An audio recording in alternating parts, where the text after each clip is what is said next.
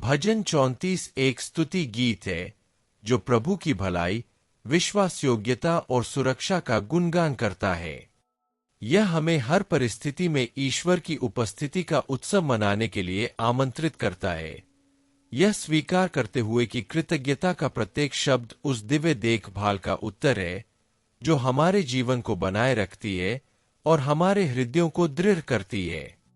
इस पहले भाग में पद 1 से 11 तक हम पद दर पद इस गीत का गहन अध्ययन करेंगे जो हमें आनंद, विश्वास और समर्पण के साथ प्रभु की आराधना करना सिखाता है। क्या आप इस आध्यात्मिक और परिवर्तनकारी यात्रा का अनुभव करने के लिए तैयार हैं? यह भजन हमें ईश्वर की प्रत्येक आशीष, प्रत्येक मुक्ति और उनकी देखभाल के प्रत्येक कार्य पर विचार करने के लिए आमंत्रित करता है, यह समझते हुए कि कठिन समय में भी उनकी विश्वास योग्यता निरंतर बनी रहती है। यह हमारे लिए एक निमंत्रण है कि हम अपने जीवन के सभी पहलुओं में ईश्वरीय भलाई को पहचानना सीखें। अंत तक बने रहें, क्योंकि एक गहन और शिक्षाप्रद चिंतन के अलावा हम इस भजन पर आधारित एक प्रेरित प्रार्थना में एक साथ प्रार्थना करेंगे, एक ऐसी प्रार्थना जो आपके विश्वास को पुनः जागृत कर सकती है, आपकी आशा को नवीनीकृत कर सकती है और पूरे हृदय से प्रभु की आराधना करने की आपकी और भी अधिक इच्छा जागृत कर सकती है। इस ध्यान के दौरान हम यह जान पाएंगे कि सच्ची सुरक्षा अनुकूल परिस्थितियों में नहीं, बल्कि इस निश्चितता में निहित है कि परमेश्वर अपनी प्रत्येक प्रतिज्ञा की रक्षा करते हैं, उसे बनाए रखते हैं और उसे निष्ठापूर्वक पूरा करते हैं। वह परमेश्वर है जो सुनते हैं, कार्य करते हैं और अपने उत्तम समय पर सभी परिस्थितियों को बदल देते हैं, अपने प्रिय पुत्र के हर कदम का मार्गदर्शन करते हैं। अगर आपने कभी अकेलापन, भविष्य को लेकर असुरक्षा या मुक्ति के कोई संकेत न देखकर संघर्ष करते करते थके हुए महसूस किया है, तो भजन 34 आपके लिए है। यह हमें याद दिलाता है कि परमेश्वर धर्मी लोगों की पुकार पर ध्यान देता है, मदद की किसी भी विनती को नजरअंदाज नहीं किया जाता और उसकी देखभाल पीड़ा को राहत में और उदासी को आनंद में बदल देती है। यह आपके विश्वास को नवीनीकृत करने, अपनी स्तुति को मजबूत करने और ईश्वरीय भलाई और सुरक्षा में विश्राम करने का निमंत्रण है। क्योंकि जब हम समझ जाते हैं कि परमेश्वर कौन है, तो हमारे हृदय कृतज्ञता से भर जाते हैं, हमारी आत्माएं आत्मविश्वास से भर जाती है और हमारा जीवन सृष्टिकर्ता की उपस्थिति में आशा के एक सतत गीत में बदल जाता है। पद 1, मैं हर समय यहोवा को धन्य कहा करूंगा, उसकी स्तुति निरंतर मेरे मुख से होती रहेगी। इस पद में दाऊद परिस्थितियां चाहे कैसी भी हो, स्तुति के निरंतर भाव को बनाए रखने के महत्व की घोषणा करते हैं। वह अपनी आराधना को केवल अच्छे समय तक ही सीमित नहीं रखते, बल्कि यह मानते हैं कि जीवन के हर क्षण में ईश्वर की उपस्थिति का गुणगान किया जाना चाहिए। हर समय वाक्यांश एक दैनिक और निरंतर अभ्यास, एक हार्दिक चुनाव को दर्शाता है जो दिनचर्या को आराधना में बदल देता है। प्रभु की स्तुति कृतज्ञता और विश्वास का प्रतिबिंब बन जाती है, तब भी जब आसपास की दुनिया अनिश्चित या प्रतिकूल प्रतीत होती हो। डेविड इस बात पर जोर देते हैं कि स्तुति मेरे मुख में होनी चाहिए और इस बात पर जोर देते हैं कि आराधना केवल एक आंतरिक भावना ही नहीं, बल्कि एक बाहरी अभिव्यक्ति भी है। गाना, कृतज्ञता के शब्द बोलना और परमेश्वर की महानता का बखान करना आत्मा को उसकी उपस्थिति से जोड़े रखने के तरीके हैं। यह अभ्यास विश्वास को मजबूत करता है, हृदय को शांत करता है और भरोसे का एक आध्यात्मिक वातावरण बनाता है जो हमें याद दिलाता है कि निरंतर आराधना चुनौतियों के प्रति हमारी धारणा को बदल देती है। आज इस आयत को लागू करने का अर्थ है कठिनाइयों के बीच भी निरंतर स्तुति की दिनचर्या अपनाना।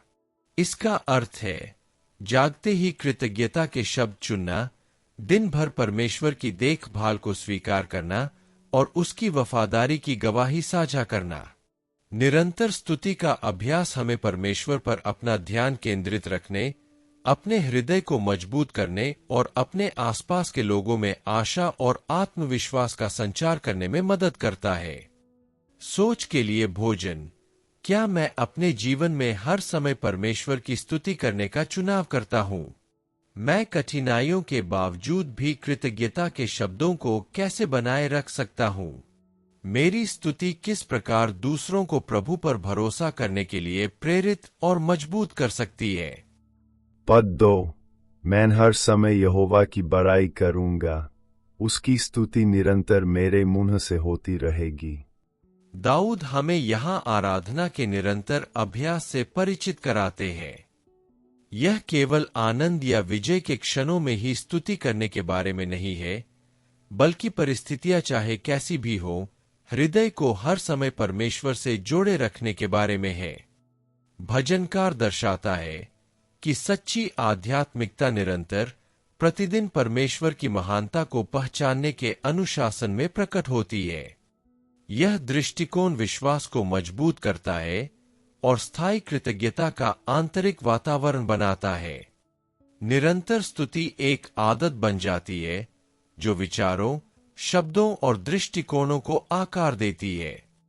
यह पद इस बात पर जोर देता है कि प्रभु की महिमा करना एक सक्रिय प्रतिबद्धता है जो जीवन के हर पहलू में व्याप्त होनी चाहिए। दाऊद हमें सिखाते हैं कि स्तुति केवल एक बाहरी अभ्यास नहीं है, बल्कि एक परिवर्तित हृदय की अभिव्यक्ति है। जब हम परमेश्वर को अपने होठों पर रखते हैं, तो हम हर पल उसकी भलाई, न्याय और विश्वास योग्यता का बखान करते हैं और उसकी दिव्य उपस्थिति के प्रकाश में वास्तविकता के प्रति अपनी धारणा को आकार देते हैं। यह पद हमें एक ऐसा हृदय विकसित करने के लिए आमंत्रित करता है जो निरंतर परमेश्वर का उत्सव मनाता रहे और हर कार्य को सच्ची आराधना का प्रतिबिंब बनाता रहे। इसे अपने दैनिक जीवन में लागू करते हुए यह श्लोक हमें कठिनाइयों के बीच भी स्तुति को शामिल करने की चुनौती देता है। समस्याओं का सामना करते समय ईश्वर की देखभाल, विश्वास योग्यता और दया के बारे में बोलने का अभ्यास हमारे मन और भावनाओं को मजबूत करता है। हम जागते समय, काम के दौरान या दिन के छोटे मोटे कामों में प्रभु की महानता को स्वीकार और घोषित कर सकते हैं। यह आदत आध्यात्मिक लचीलापन पैदा करती है, बाधाओं का सामना करने के प्रति हमारे दृष्टिकोण को बदल देती है और हमें शांति और आनंद के स्रोत से जोड़े रखती है। इसलिए निरंतर स्तुति हमारे हृदय को ईश्वर में दृढ़ बनाए रखने का एक शक्तिशाली साधन है। सोच के लिए भोजन। मैं अपने शब्दों और कार्यों से प्रतिदिन प्रभु की महिमा कैसे कर सकता हूँ? क्या मैं कठिन समय में भी परमेश्वर की स्तुति करता रहता हूँ? क्या मेरा हृदय निरंतर परमेश्वर की विश्वास योग्यता को स्वीकार करता है या केवल विजय के क्षणों में ही? पद 3। मेरे साथ प्रभु की महिमा करो और आओ हम मिलकर उसके नाम की स्तुति करें। इस पद में दाऊद हमें स्तुति में संगति करने के लिए आमंत्रित करता है। भजनकार दर्शाता है कि आराधना केवल एक व्यक्तिगत अभ्यास नहीं है, बल्कि एक ऐसी चीज है जो दूसरों के साथ साझा करने पर बढ़ती और मजबूत होती है। एक साथ परमेश्वर की महिमा करने से एकता बनती है, विश्वास को बढ़ावा मिलता है और कठिनाइयों के बीच आशा को बल मिलता है। आओ हम मिलकर उसके नाम की स्तुति करें। यह अभिव्यक्ति दर्शाती है कि विश्वासी भाइयों और बहनों के साथ रहने पर स्तुति का अनुभव और भी समृद्ध होता है, जिससे प्रत्येक उत्सव आपसी आत्मिक उन्नति का अवसर बन जाता है। स्तुति में संगति आध्यात्मिक वातावरण को रूपांतरित करती है और विश्वास का एक जीवंत और प्रेरक वातावरण बनाती है। दाऊद इस बात पर जोर देते हैं कि प्रभु की महिमा करना केवल उनकी महानता को स्वीकार करने के बारे में नहीं है, बल्कि आराधना के कार्य में सक्रिय रूप से भाग लेने के बारे में भी है। जब हम स्तुति में एकजुट होते हैं, तो हम ईश्वर में अपने विश्वास को मजबूत करते हैं और विश्वास के समुदाय को सुदृढ़ करते हैं। भजनकार हमें सिखाता है कि आराधना को साझा करने से हमारे बीच ईश्वर की उपस्थिति बढ़ती है और स्तुति अधिक तीव्र और सच्ची होती है। यह सामूहिक अभ्यास हमें याद दिलाता है कि विश्वास केवल व्यक्तिगत रूप से ही नहीं, बल्कि संगति और पारस्परिक प्रोत्साहन में निहित होता है। इस पद को अपने दैनिक जीवन में लागू करते हुए हमें सामूहिक आराधना के क्षणों को खोजने के लिए आमंत्रित किया जाता है, चाहे वह परिवार में हो, चर्च में हो या समान विश्वास रखने वाले मित्रों के साथ हो। सामूहिक स्तुति में भाग लेने से हमें आशा को सुदृढ़ करने, आत्मविश्वास को नवीनीकृत करने और ईश्वर की उपस्थिति का अधिक तीव्रता से अनुभव करने में मदद मिलती है। यह आमंत्रण केवल मौन में स्तुति का अनुभव करने के लिए ही नहीं है, बल्कि एकता में ईश्वर की महानता की घोषणा करने के लिए भी है, जिससे सामूहिक विश्वास हमें प्रतिदिन प्रेरित, प्रोत्साहित और रूपांतरित कर सके। सोच के लिए भोजन। क्या मैं दूसरों के साथ परमेश्वर की स्तुति बांटना चाहता हूं? मैं अपने जीवन में संगति और सामूहिक आराधना को कैसे प्रोत्साहित कर सकता हूं? क्या जब मैं अन्य विश्वासियों के साथ उत्सव मनाता हूं तो मेरा विश्वास मजबूत होता है, या मैं केवल व्यक्तिगत मौन में ही रहता हूं? पद 4। मैं यहोवा के पास गया और उसने मुझे उत्तर दिया, उसने मुझे मेरे सभी भय से मुक्त किया। इस पद में दाऊद ईश्वर पर सच्चा भरोसा रखने वाले व्यक्ति के सबसे अंतरंग अनुभवों में से एक को व्यक्त करता है। वह किसी धार्मिक कार्य की नहीं, बल्कि सृष्टिकर्ता के साथ एक जीवंत मुलाकात की बात करता है। मैंने प्रभु को खोजा कहकर दाऊद कष्ट और विश्वास से उपजी एक खोज को प्रकट करता है। उसने ईश्वर की उपस्थिति की खोज की, किसी तात्कालिक प्राप्ति के लिए नहीं, बल्कि इसलिए कि वह जानता था कि केवल उन्हीं में उसे सुरक्षा मिलेगी। ईश्वरीय उत्तर आया और उसके साथ ही उन भयों से मुक्ति भी मिली जो उसे पंगु बना रहे थे। भजनकार ने सीखा कि जब हृदय सच्चे मन से ईश्वर की ओर मुड़ता है, तो कोई भी पीड़ा इतनी बड़ी नहीं होती कि उस पर विजय प्राप्त न की जा सके। पाठ यह भी दर्शाता है कि मुक्ति केवल बाहरी नहीं, बल्कि मुख्यतः आंतरिक है। परमेश्वर ने सभी खतरों को दूर करने का वादा नहीं किया, बल्कि उसने हृदय को भय से मुक्त करने का वादा किया, और यह उससे भी गहरा है।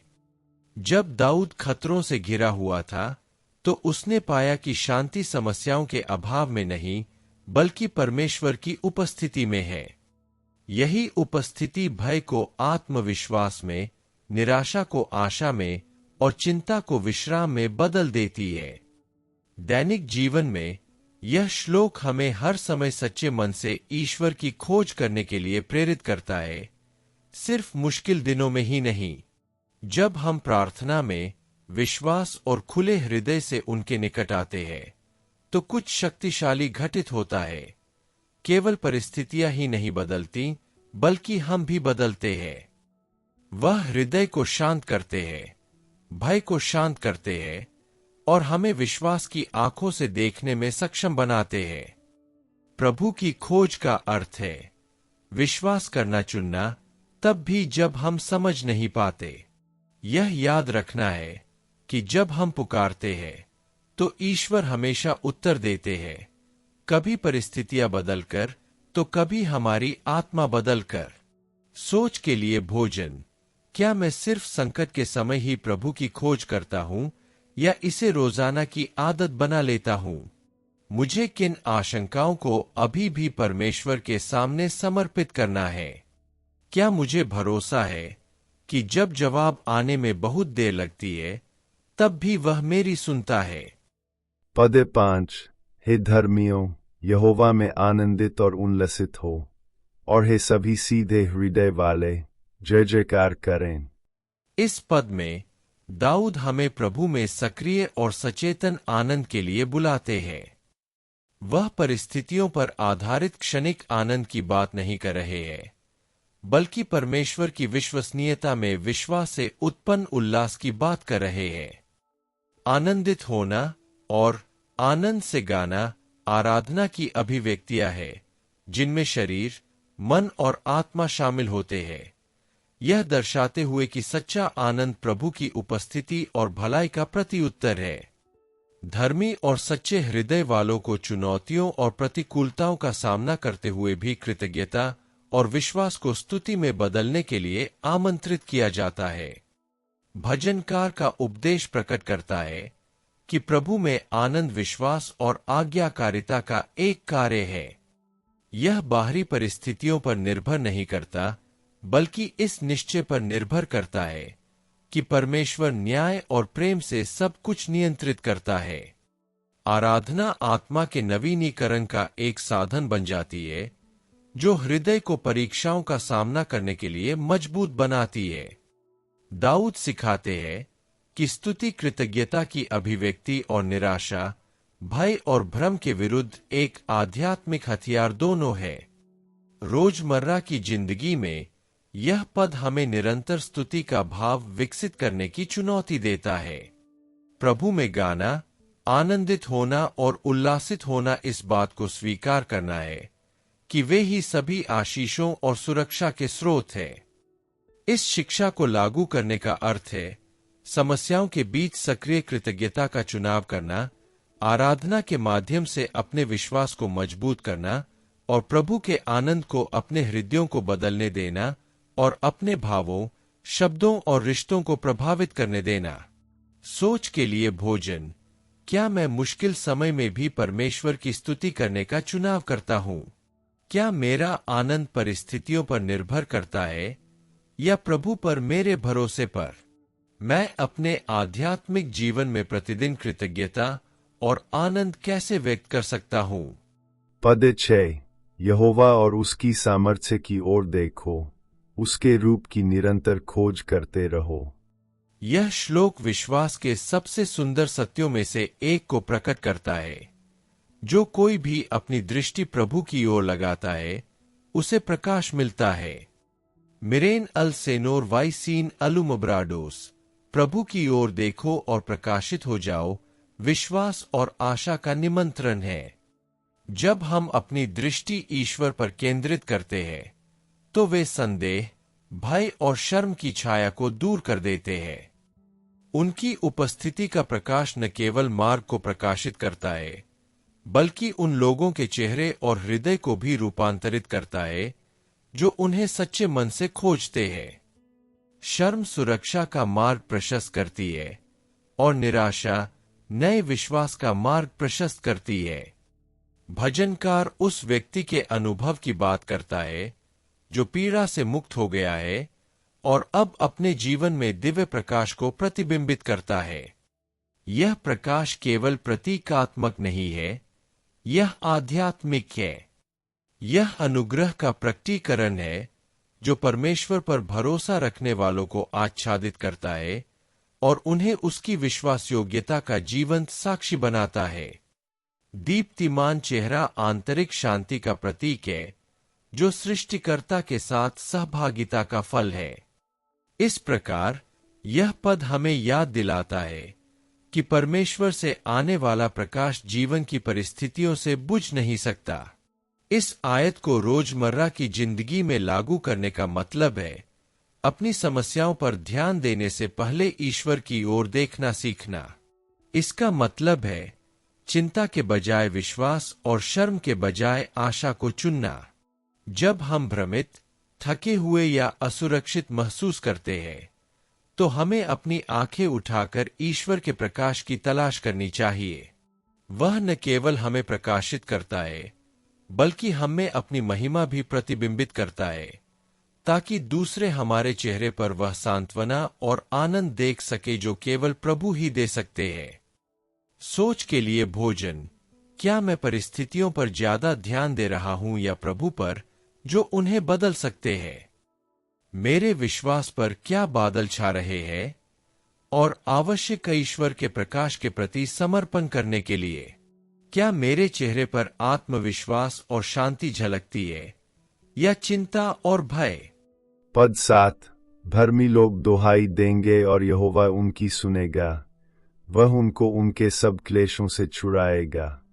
यह पद धर्मी लोगों की पुकार सुनने और उनकी कठिनाइयों में हस्तक्षेप करने के परमेश्वर के वादे को प्रकट करता है। दाऊद सृष्टिकर्ता के साथ संवाद के एक माध्यम के रूप में सच्ची प्रार्थना के महत्व पर प्रकाश डालते हैं।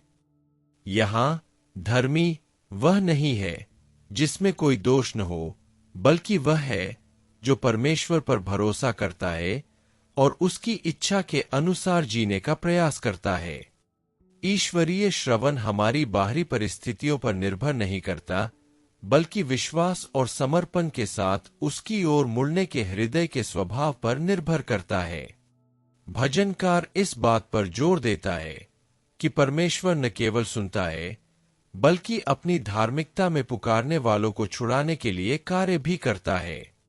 यह मुक्ति सभी प्रकार के कष्टों, भय, पीड़ा, उत्पीड़न या अकेलेपन को समाहित करती है। दाऊद हमें सिखाता है कि प्रभु अपने बच्चों के जीवन के हर पहलू का ध्यान रखता है और अपनी बुद्धि और उद्देश्य के अनुसार समय और तरीके से हस्तक्षेप करता है। इसलिए प्रार्थना सक्रिय विश्वास की अभिव्यक्ति है, एक ऐसा कार्य जो ईश्वरीय क्रिया को जागृत करता है। आज इस शिक्षा को लागू करने का अर्थ है बिना किसी हिचकिचाहट के अपनी चिंताओं को परमेश्वर के सामने रखना, यह विश्वास करते हुए कि वह हमारी सुनता है और हमें मुक्त करता है।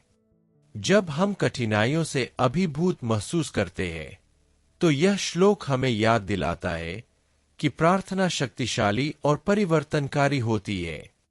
हमें पूर्ण समर्पण का अभ्यास करना चाहिए, यह जानते हुए कि परमेश्वर हमारी ओर से कार्य करता है और हमें शांति, साहस और ऐसे समाधान प्रदान करता है जो हमारी मानवीय समझ से परे है। सोच के लिए भोजन।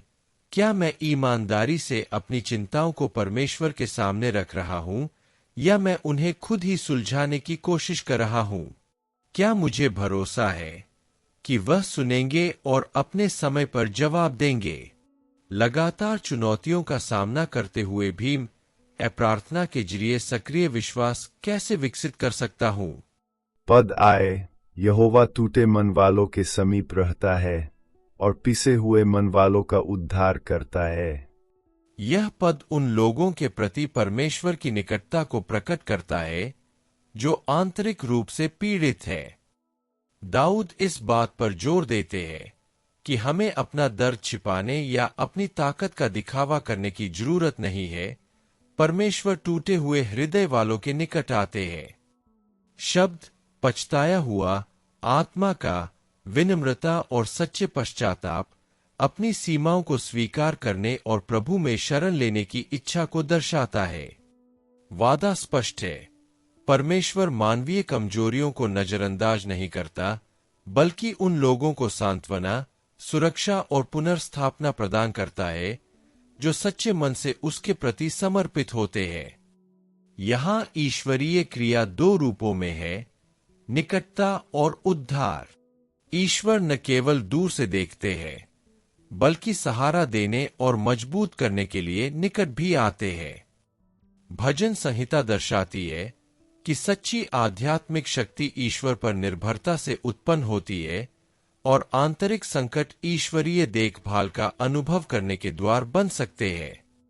दाऊद हमें याद दिलाते हैं कि अपनी कमजोरियों को पहचानकर हम अपने जीवन में ईश्वर के अनुग्रहपूर्ण हस्तक्षेप के लिए खुद को खोल देते हैं। आज इस शिक्षा को लागू करके हम अपने भावनात्मक और आध्यात्मिक घावों को उजागर करने के डर के बिना ईश्वर की खोज कर सकते हैं। दुहक, भय या अपराध बोध का बोझ अकेले ढोने के बजाय हमें प्रभु के निकट आने, उनकी उपस्थिति पर भरोसा रखने और उन्हें पीड़ा को शक्ति, आशा और स्थायी शांति में बदलने देने के लिए आमंत्रित किया जाता है। सोच के लिए भोजन। क्या मैं परमेश्वर को अपने गहरे दुखों के करीब आने दे रहा हूं? मैं उसके सामने एक पश्चातापी और विनम्र हृदय कैसे विकसित कर सकता हूं? क्या मुझे विश्वास है कि वह मेरी कमजोरी को शक्ति और आशा में बदल सकता है? पद 9, धर्मी पर बहुत सी विपत्तियां पड़ती है, परंतु यहोवा उनको उन सब से छुड़ाता है। दाऊद हमें यहाँ जीवन की सच्चाई दिखाते हैं। जो लोग धार्मिकता में चलते हैं उन्हें भी विपत्तियों और चुनौतियों का सामना करना पड़ता है। धार्मिक होने का अर्थ समस्याओं का अभाव नहीं है, बल्कि इसका अर्थ है कि सुरक्षा और मुक्ति का एक निश्चित स्रोत मौजूद है। भजन संहिता हमें याद दिलाती है कि दुख त्याग का संकेत नहीं है, बल्कि मानवीय अनुभव का एक हिस्सा है। परमेश्वर का वादा स्पष्ट है। वह उन लोगों को मुक्ति, बचाव और मार्गदर्शन देने के लिए हस्तक्षेप करते हैं जो उन पर भरोसा करते हैं, तब भी जब जीवन अप्रत्याशित परीक्षाएं प्रस्तुत करता है। प्रभु सभी कठिनाइयों को दूर करने का वादा नहीं करते, लेकिन वे हमें आश्वस्त करते हैं कि हम उनका सामना करने में अकेले नहीं हैं। यह पद प्रकट करता है कि ईश्वरीय उद्धार सर्वव्यापी है, क्योंकि दाऊद पुष्टि करता है कि प्रभु उन सबका उद्धार करता है। यह दर्शाता है कि परमेश्वर सभी परिस्थितियों पर प्रभुता रखता है और धर्मियों के पक्ष में कार्य करने की शक्ति रखता है। यह पद इस आशा को पुष्ट करता है कि परमेश्वर के हस्तक्षेप से हर चुनौती का सामना किया जा सकता है, जो अपनी चुनौतियों को कभी नहीं छोड़ते। अपने दैनिक जीवन में हमें कष्टों का सामना करते हुए प्रभु पर भरोसा रखने के लिए प्रोत्साहित किया जाता है।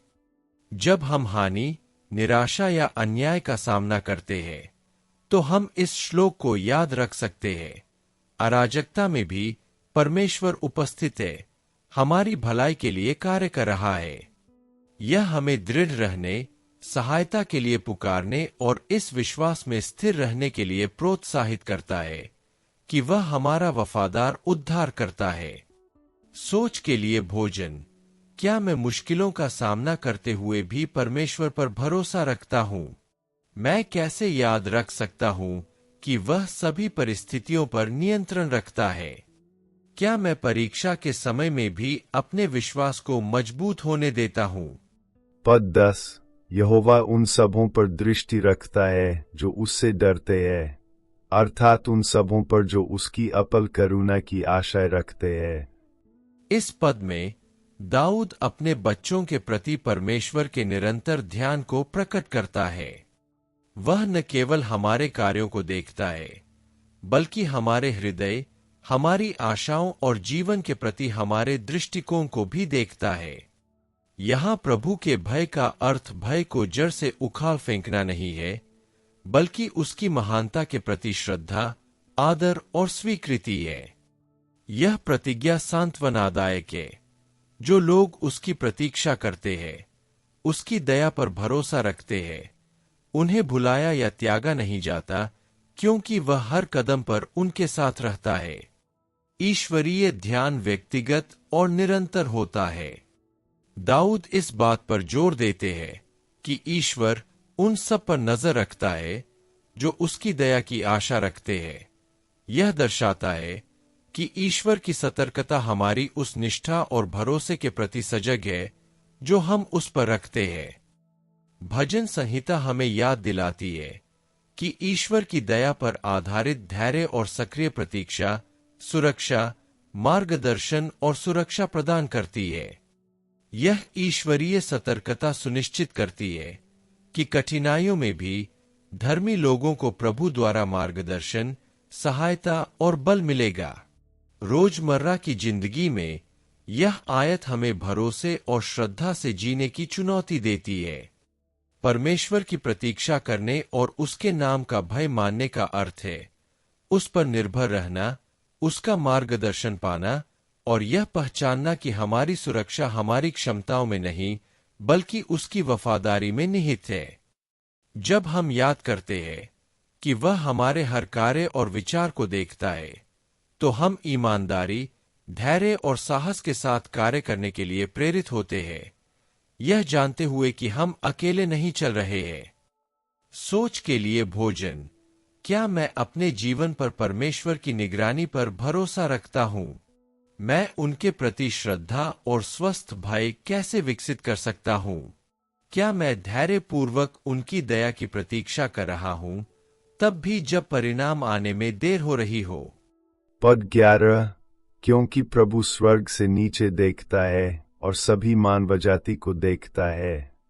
इस पद में दाऊद ईश्वरीय देखभाल की संप्रभुता और व्यापकता पर जोर देते हैं। ईश्वर न केवल बारीकी से देखते हैं, बल्कि स्वर्ग से वे पूरी मानवता पर विचार करते हैं, हमारी कमजोरियों, इरादों और जरूरतों को समझते हैं। उनकी दृष्टि दिखावे या अलग अलग पलों तक सीमित नहीं है, वे प्रत्येक व्यक्ति के हृदय और जीवन को देखते हैं। यह संप्रभु दृष्टि सुरक्षा और सांत्वना प्रदान करती है, क्योंकि यह इस बात की पुष्टि करती है कि न्याय और दया से शासन करने वाले परमेश्वर के ध्यान से कुछ भी नहीं बचता। परमेश्वर का दृष्टिकोण व्यापक और परिपूर्ण है। जहां हम जीवन के केवल अंश ही देखते हैं, वहीं वह प्रत्येक व्यक्ति और प्रत्येक राष्ट्र के इतिहास की समग्रता को समझता है। दाऊद हमें याद दिलाता है कि जब हम अदृश्य या गलत समझे जाने का अनुभव करते हैं, तब भी सृष्टिकर्ता की सतर्क दृष्टि से कुछ भी नहीं बच पाता। वह उद्देश्य और बुद्धि के साथ कार्य करता है, अपने भक्तों का पोषण करता है और अपनी परिपूर्ण योजनाओं के अनुसार इतिहास का मार्गदर्शन करता है। इस शिक्षा को अपने समय में लागू करते हुए हमें इस जागरूकता के साथ जीने के लिए आमंत्रित किया जाता है कि प्रभु की नजर में कुछ भी अनदेखा नहीं रहता। हर निर्णय, हर शब्द और हर भाव ईश्वर के सामने देखा जाता है और उसका महत्व है। यह हमें ईमानदारी से कार्य करने, उनके न्याय पर भरोसा रखने और यह जानकर निश्चिंत रहने के लिए प्रोत्साहित करता है कि वह हमारे प्रति सचेत है, हमारी रक्षा कर रहे हैं और हमारा मार्गदर्शन कर रहे हैं, तब भी जब चुनौतियां बड़ी या मानवीय दृष्टि से अदृश्य लगती है। सोच के लिए भोजन। क्या मैं इस तरह जी रहा हूं जिससे परमेश्वर प्रसन्न हो, यह जानते हुए कि वह निरंतर मुझ पर नजर रख रहा है? मैं अपने दैनिक कार्यों को उसकी इच्छा के अनुरूप कैसे ढाल सकता हूं? क्या मुझे विश्वास है कि परमेश्वर मेरे पूरे जीवन को देखता है, न कि केवल दूसरों को दिखाई देने वाले क्षणों को? भजन 34 के इस पहले भाग के समापन पर हम दाऊद के उस आह्वान को महसूस कर सकते हैं कि हमें एक ऐसे विश्वास को अपनाना चाहिए जो निरंतर स्तुति और अटूट भरोसे में व्यक्त हो। प्रत्येक पद एक ऐसे हृदय की आत्मीयता को प्रकट करता है जिसने कष्टों के बीच भी पूरी तरह से प्रभु पर निर्भर रहना सीख लिया है। दाऊद किसी सैद्धांतिक विश्वास की बात नहीं कर रहे हैं, बल्कि संघर्षों, आंसुओं और विजय के बीच निर्मित ईश्वर के साथ एक जीवंत अनुभव की बात कर रहे हैं। वह हमें दिखाते हैं कि सच्ची आराधना कृतज्ञता से जन्म लेती है, न केवल तब जब सब कुछ ठीक चल रहा हो, बल्कि विशेष रूप से तब जब आत्मा भरोसा करने का चुनाव करती है। तब स्तुति एक आध्यात्मिक हथियार बन जाती है जो पीड़ा को आशा में और भय को साहस में बदल देती है। भजन 34 का यह पहला अंश आप में प्रभु को उसी उत्साह से खोजने की इच्छा जागृत करे जैसा दाऊद ने प्रदर्शित किया था। पढ़े और मनन किए गए प्रत्येक शब्द प्रार्थना, समर्पण और विश्वास के नवीनीकरण में परिवर्तित हो। जब हम यह समझ लेते हैं कि प्रभु सुनते हैं, मुक्त करते हैं और सहारा देते हैं, तो हमें किसी भी तूफान का सामना करने की शक्ति मिलती है। स्तुति सदैव आपके होठों पर और विश्वास आपके हृदय में बना रहे, क्योंकि जो कोई प्रभु की शरण लेता है वह कभी लज्जित नहीं होगा, और जो कोई उसका भय मानता है वह उसकी अनंत विश्वास योग्यता की छत्र छाया में रहता है। अब जबकि हम प्रत्येक पद का अर्थ और भजन 34 भाग 1 पद 1 से 11 के माध्यम से प्रभु द्वारा हमें दिए जाने वाले संदेश को समझ गए हैं, मैं आपको इस भजन पर अगले 6 दिनों तक ध्यान और प्रार्थना जारी रखने के लिए आमंत्रित करता हूँ। प्रत्येक पद को विश्वास और आराधना की अभिव्यक्ति के रूप में पढ़े और प्रभु की देखभाल और विश्वास योग्यता को अपनी कठिनाइयों को आशा में बदलने दे। यह अभ्यास आपके आत्मविश्वास को और मजबूत करे तब भी जब चुनौतियां आपकी सहन शक्ति से बड़ी लगे। प्रत्येक शब्द आपके हृदय में यह निश्चय जगाए कि ईश्वर जीवन के सभी क्षणों में शरण, सुरक्षा और नवीनीकरण का स्रोत है। और इस संदेश को अपने हृदय में अंकित करने के लिए हम आपको अभी प्रार्थना करने और भजन 34 के पहले भाग से प्रेरित इस प्रार्थना को अपने साथ रखने के लिए आमंत्रित करते हैं। जब भी आप निराश महसूस करें या परिस्थितियां निराशाजनक लगे, तो इसे दोहराएं। याद रखें कि प्रभु उन लोगों को ऊपर उठाते हैं जो सच्चे विश्वास के साथ उनकी खोज करते हैं, और उनकी उपस्थिति पीड़ित हृदय को सुरक्षा, सांत्वना और शक्ति प्रदान करती है। यह प्रार्थना आपकी आशा को नवीनीकृत करे, आपके आत्मविश्वास को दृढ़ करे और आपके भीतर उस व्यक्ति की शांति उत्पन्न करे जिसने विश्वास, कृतज्ञता और दृढ़ हृदय के साथ प्रभु की प्रतीक्षा करना सीख लिया है, जब तक कि वह अपनी संपूर्ण निष्ठा और देखभाल प्रकट न कर दे। भजन 34 भाग 1 पद 1 से 11 से प्रेरित प्रार्थना। सर्वशक्तिमान ईश्वर, हे प्रभु, मेरी आत्मा आनंदित होती है और आपकी स्तुति करती है, क्योंकि मैं आपकी निष्ठा और आपकी भलाई को जानता हूँ, जो हर सुबह नवीनीकृत होती है। मेरे हृदय को दृढ़ कीजिए ताकि मैं सदैव आपकी महानता का बखान कर सकूं और आपके द्वारा किए गए अद्भुत कार्यों का वर्णन कर सकूं।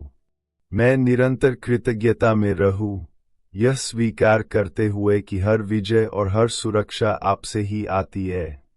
मुझे आपकी देखभाल पर पूर्ण विश्वास करना और निष्ठा के साथ चलना सिखाए, यह जानते हुए कि जो लोग आपको खोजते हैं उन्हें कभी त्यागा नहीं जाएगा। मेरी आराधना निष्कपट हो और मेरा जीवन आपके प्रति समर्पित हृदय से निकलने वाली स्तुति को प्रतिबिंबित करे।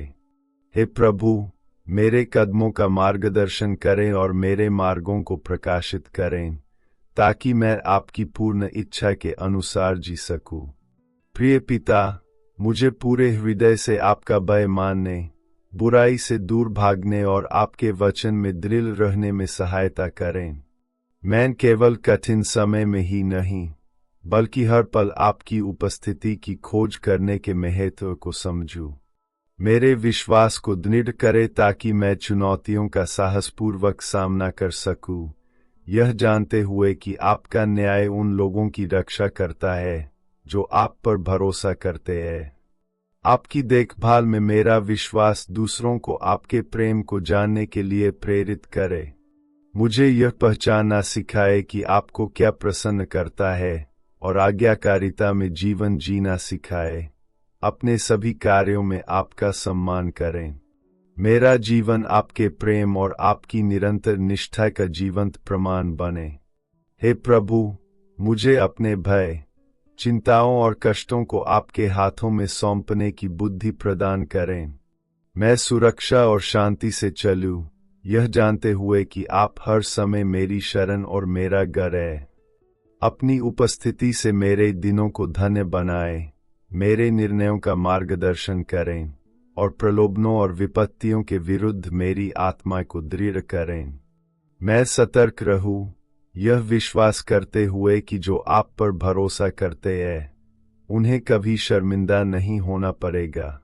मेरी आशा को नवीनीकृत करें और मेरे हृदय में यह निश्चय बयाए कि आप में मुझे जीवन, सुरक्षा और स्थायी आनंद मिलता है। मेरा हर कदम आपकी अनंत देखभाल के प्रति कृतज्ञता, स्तुति और विश्वास को प्रतिबिंबित करे।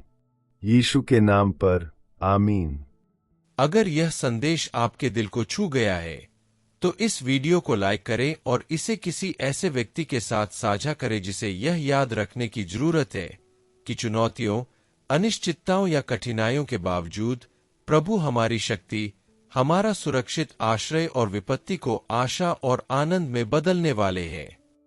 आइए हम सब मिलकर परमेश्वर की उपस्थिति में अधिक से अधिक भरोसा करना सीखें, हर परिस्थिति में उसके नाम का गुणगान करें और साहस के साथ जीवन जिए, इस विश्वास के साथ कि वह उन लोगों को कभी नहीं छोड़ता जो सच्चे विश्वास के साथ उसकी तलाश करते हैं। भजन संहिता पर गहन चिंतन जारी रखने के लिए चैनल को सब्सक्राइब करें। प्रत्येक नए अध्ययन की सूचना प्राप्त करने के लिए सूचनाएं सक्रिय करें और टिप्पणियों में अपनी प्रार्थनाएं लिखें ताकि हम विश्वास, प्रेम और देखभाल के साथ आपके लिए मध्यस्थता कर सके। प्रभु आपको विपत्तियों का सामना करने में दृढ़ रहने, एक कृतज्ञ हृदय विकसित करने और इस विश्वास में विश्राम पाने की शक्ति प्रदान करें कि वह हर समय आपके साथ है। आपका जीवन ईश्वर की देखभाल में अटूट विश्वास, पूर्ण समर्पण से मिलने वाली शांति और इस समझ की खुशी से चिह्नित हो कि हर चुनौती ईश्वर की शक्ति और विश्वास योग्यता का अनुभव करने का एक अवसर है। ईश्वर आपकी आशा को नवीनीकृत करे, आपके परिवार की रक्षा करे और आपके जीवन के हर क्षेत्र को आशीर्वाद दे। अगले वीडियो तक भगवान आपके जीवन, आपके परिवार और आपके व्यवसाय को आशीर्वाद दे।